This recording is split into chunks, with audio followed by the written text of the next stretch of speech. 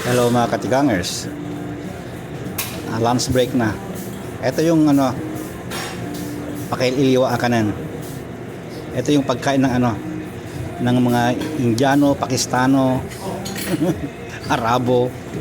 Ito yung luto nila, yung malakas ang amoy. Ito rin pati yung soup nila, ganon.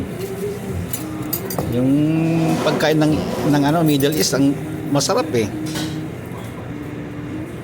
Nung una akong makatikim, pinipinisan ako kasi paborito ko na nung nasa Dubai ako. Paborito ko. Yung sabi nila, magiging ka ganun. Kasi yung amoy daw. Mangangamoy daw din daw ako. Sabi ko, masarap. Nung nasubukan din nila, pati yung nagsasalita sa akin, gustong-gusto na rin ng pagkain nila na ganito.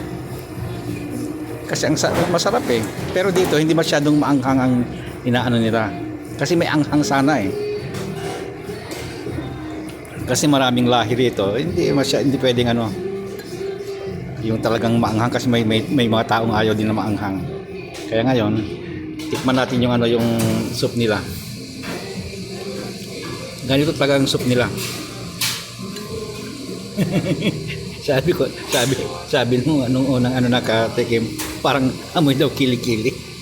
Pero ang sarap pala. Ito, wala nang pagbabago. Pepsi pa rin, diet, panulak. Okay, yun na lang. Kainan na tayo para makarami. Bye-bye.